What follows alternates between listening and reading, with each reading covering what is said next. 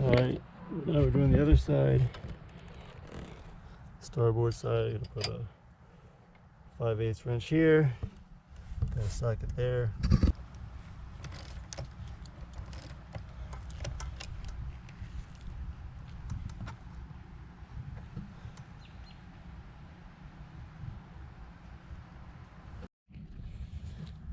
You can see I got the pivot rod all chewed up.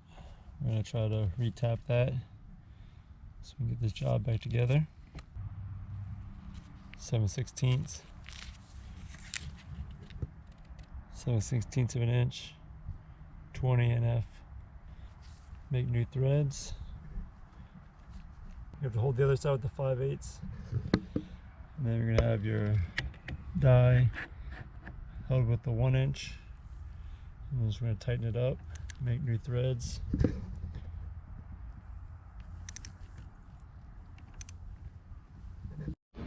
going to tighten it up a few turns, and then when you feel it start to bind after you cut through a little bit, back it out so it'll cut threads and the loose metal can fall out in those holes.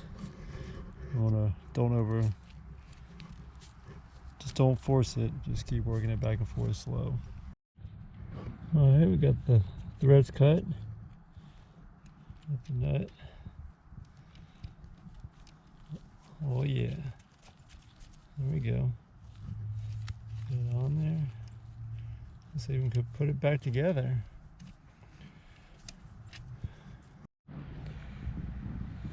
We got the shaft fixed, the new nut put on. I didn't finish filming because I had to get a new nut, but the seals are replaced, both sides. So we got both sides replaced. I've test run it, I've bled it.